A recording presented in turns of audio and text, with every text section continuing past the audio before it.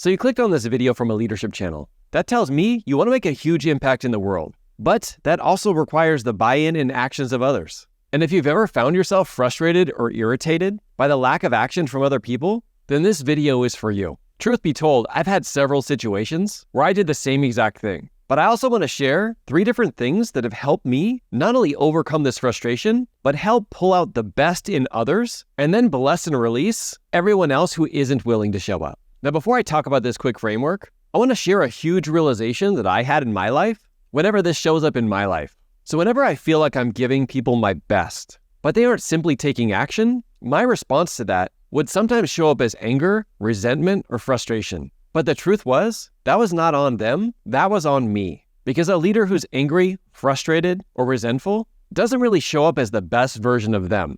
At least it didn't happen with me. So the first step I had to realize is taking control of the things that I can control, especially when I'm dealing with other people's actions, other people's results, and what they tell me they want or don't want. So yes, I want to share 3 different powerful tactics that will help you get around this and show up as the best version of you. But also, I have to remember this all starts with controlling what I can control, and that is how I show up. So no matter how many times you struggle with this, how many times you've been off base, or how many times you showed up as not the best version of you, I want to let you know that just watching this video proves you're the leader that they need now more than ever. And it's time for a different strategy. So let's dive right in. So part number 1 is take what they tell you with a grain of salt. Like they say, cheap is talk. When people start talking about what they want or what they need, a lot of times I find that they're willing to put in the energy and effort if it's going to be easy, if it's going to be quick, and if it's not going to take too much work. So you have to be really cautious of the words that people use. I like to use another strategy to actually figure out if they truly do want or need that thing,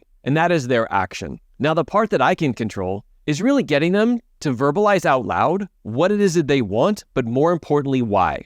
I like to sell them on the vacation. Think about what it's going to be like to get there. What kind of things is it going to make possible that's not possible right now? When you actually achieve this thing, how is that going to be evidence for other people who are currently struggling where you're at right now? Because I always find that hope is the greatest gift that we can give others. Now, once I sell them on this vacation, I sit back and I watch the actions that we discussed to see whether or not they're going to take them. Are they meeting me halfway? Are they saying they're going to do something, but then doing something else entirely different? Or do you find that their results actually matter more to you than they currently do with them?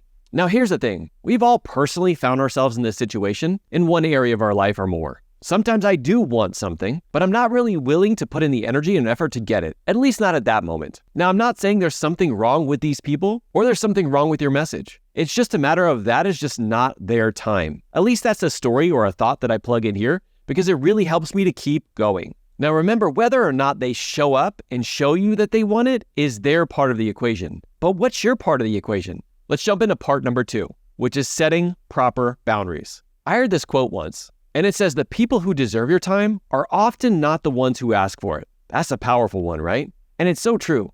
The people who usually ask for our time aren't the people who typically deserve it because they're not meeting us halfway, which is all they need to be able to create the life that they truly want. This is where boundaries come into play. This is something that is 100% in your control. Because here's the thing, if somebody tells you they want something, but they don't take any action, and you try to coach them through the inaction, but they're just not showing up, then you continuing to spend your time and energy, which is the most valuable resources that you have, is a big waste of time. Because the truth is, you can only help a certain number of people at a time.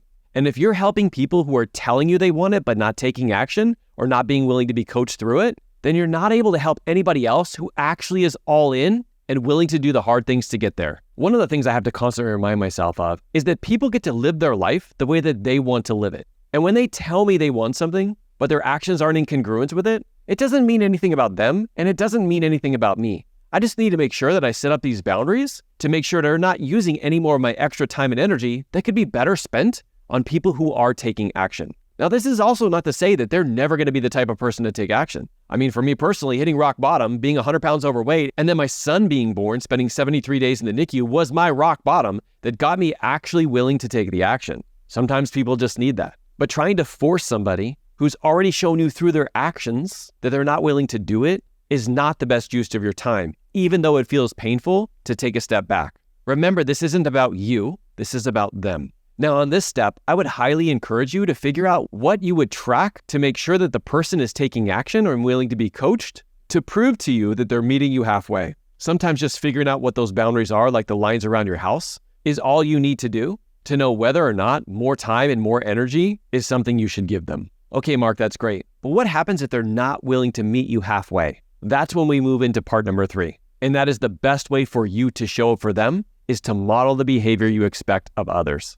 Just like how we were talking about them, words are cheap. It's the same thing when it comes to us. So are we asking people to take the actions that we are taking ourselves? And the truth is, at every level, there's a new devil. Actually, I kind of think it's the same one that we went through before, but it just shows up in an entirely different way. So if you're asking people to grow, to get uncomfortable, and to step up, are you doing those actions yourself? And also, are you sharing them with others so that people know that you are? One of the key questions that helps me get back into the space of taking ownership is who needs me to show up on my A game today? And how can I prove that I'm taking these actions myself? By not only modeling the behavior, but letting other people know that I am. And I don't mean in a cocky or arrogant kind of way, like look at me. I mean, you can even breadcrumb it in some of the other things that you're doing so that people know that you're not just all talk, but you're action too. Everybody loves a leader who's down on the field, who's taking action, and is not just giving people lip service, but is actually following through with the advice that they're giving to others. This is one of the greatest opportunities we have as a leader.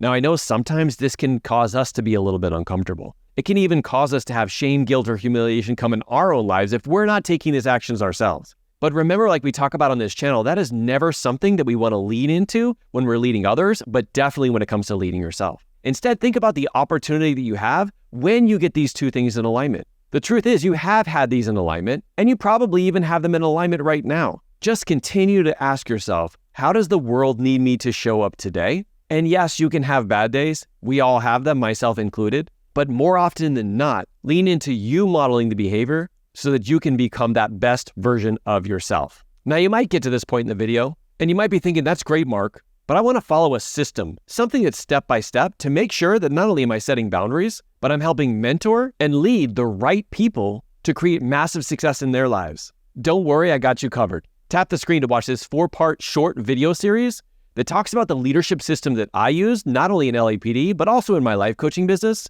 that helped save me a ton of time and energy and make sure that I was helping and attracting the right people who were willing to take action and meet me halfway. Dive in and use that system so that you can do the same. And if there's anything I can ever do, don't hesitate to reach out. And above all, keep leading from the front, leader. Bye.